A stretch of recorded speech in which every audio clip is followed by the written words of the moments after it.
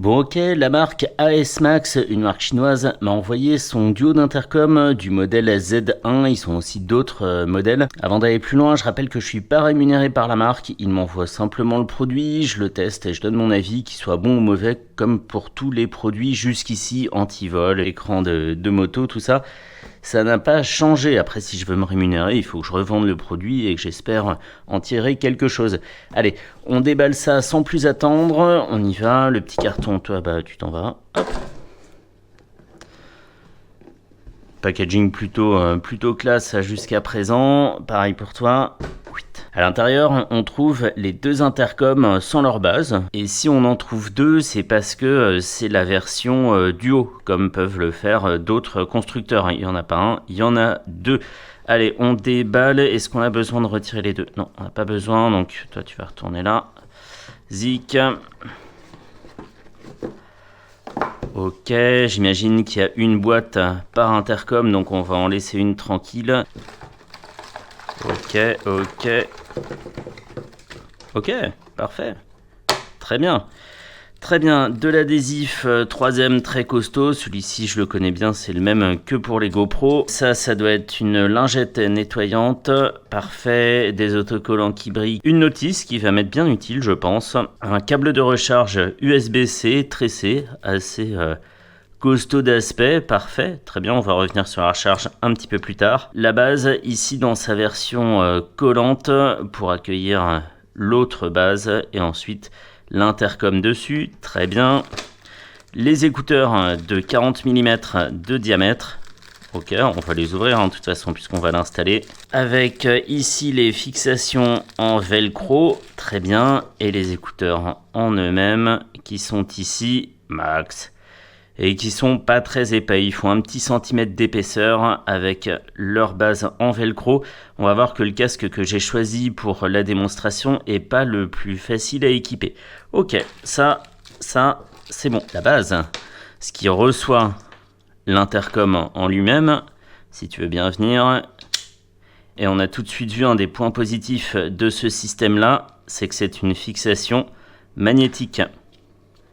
Tu vas le lâcher, oui? Ah bah punaise, c'est pas facile, hein? Pourquoi tu veux plus partir? Ah, c'est une fixation magnétique, mais qui marche qu'une seule fois. Alors ça te magnétise le truc, mais... Oh. Est-ce que je l'ai cassé? Et parce qu'en plus de la fixation magnétique, il y a ça qui s'encoche là-dedans. Est-ce que c'était ça? Alors il faut le faire reculer? Ah non, faut le faire avancer? Faut le faire avancer, ok. Moi j'aurais bien fait une fixation magnétique tout court, hein, étant donné que les aimants sont assez puissants. On va y revenir, on continue. La pince, ça c'est quand tu veux pas autocoller sur ton casque. Ok, donc ça vient comme ça derrière, clic clac, zik, et ça pince autour du casque. On choisit la pince ou l'autocollant en fonction de l'épaisseur de la coque de son casque. On peut toujours coller, mais on peut pas toujours pincer. Voilà, on a les deux types de micros qui sont ensemble. Nous, on va utiliser celui-ci. Paf, paf, micro avec réduction de bruit intelligente, au moins jusqu'à 160 km/h. Après, elle devient complètement débile. Non, mais c'est efficace d'après le constructeur jusqu'à 160 km/h. Donc ça, c'est celui qu'on va positionner à l'intérieur du casque, puisque c'est un casque intégral que j'ai choisi. Et ça, c'est la version pour casque jet. Ça passe devant la bouche, etc.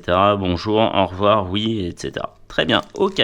Bon, avant d'installer un des deux intercoms, je vais détailler la fiche technique en commençant par un atout, et on l'a vu, c'est la fixation magnétique. J'y reviens pas, on l'a bien vu. L'intercom en lui-même est à la norme IP68, il est donc totalement résistant à la poussière et à l'eau, ça c'est très bien. C'est la norme Bluetooth 5.3 qui est utilisée ici, c'est bon à savoir quand on veut connaître la compatibilité avec un autre produit. Les boutons de commande sont situés sur le dessus du boîtier, c'est des petits boutons assez proches et qui ressortent pas beaucoup. J'aurais préféré que tous les boutons soient sur la grande face. Il va falloir que je lise le manuel. Oh là là, c'est mal préparé, il a pas lu le manuel. Et le gros argument de ce système, c'est qu'on peut créer un groupe allant jusqu'à 10 intercoms, qui soient de la marque AS Max ou d'autres marques concurrentes.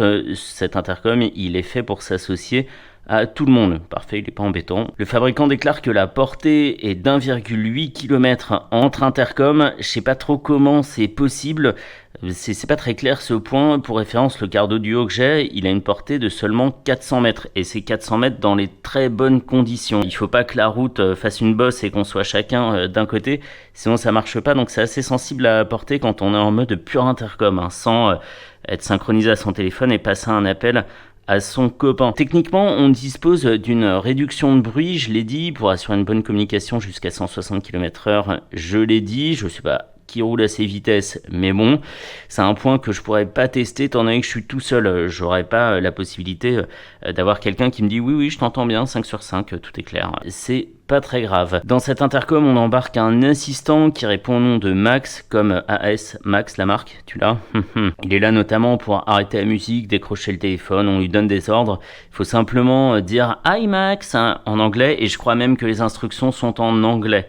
Ça, c'est pas clair non plus, je le verrai dans le manuel et je le détaillerai un petit peu plus tard, on verra si ça fonctionne. La batterie a une capacité de 3000 mAh, ce qui lui offre une autonomie de 11 heures et elle se recharge complètement en 42 minutes via ce port USB-C. Ici, j'ai un petit doute sur le fait qu'on ait réussi à rentrer une batterie de 3000 mAh là-dedans. L'intercom est assez lourd, donc peut-être qu'il est intégralement composé de batterie. Je sais pas.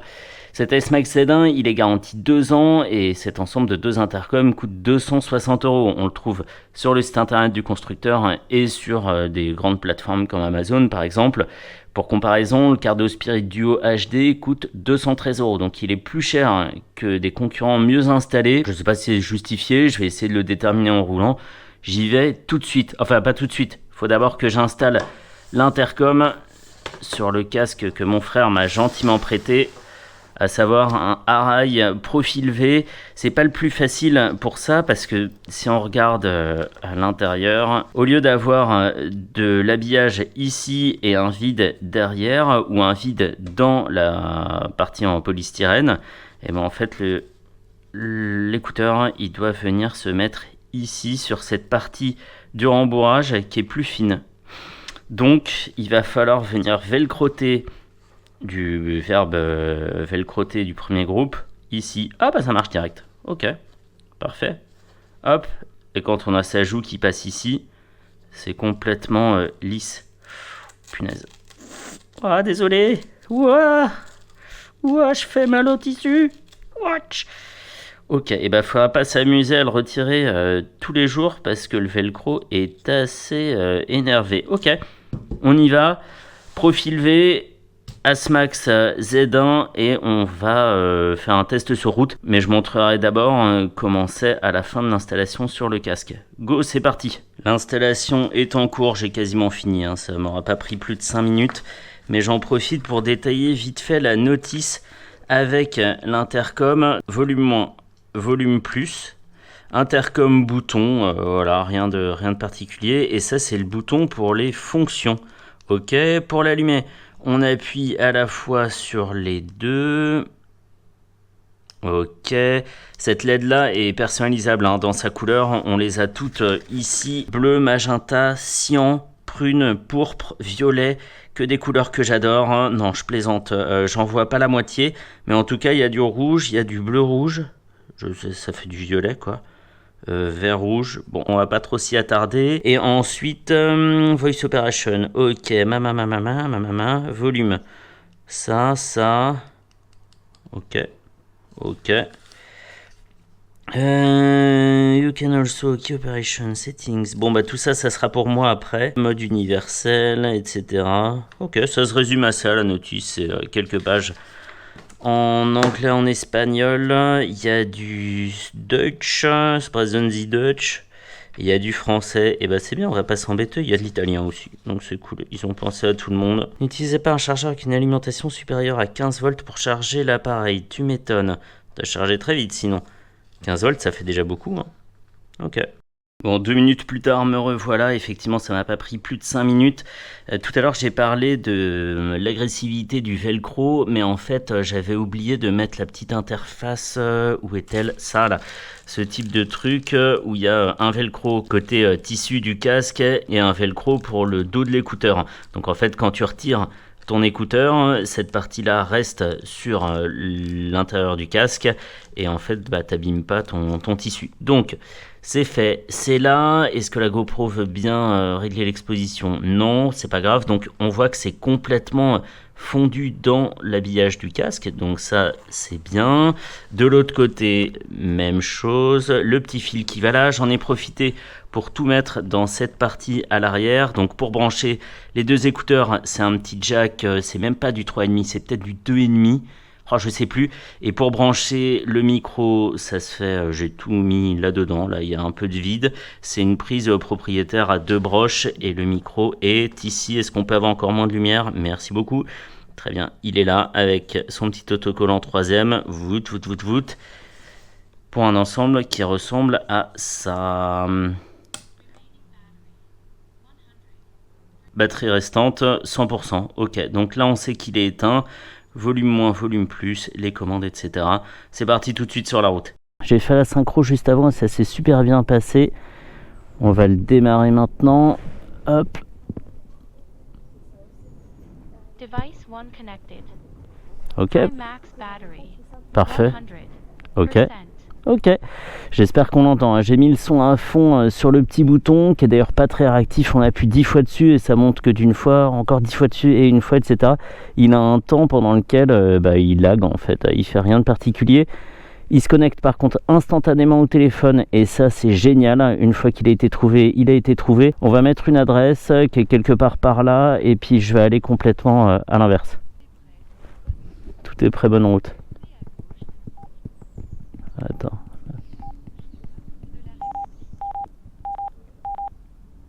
Ok, normalement ça devrait aller. On va même laisser le téléphone ici comme ça s'il y a besoin de mettre plus fort.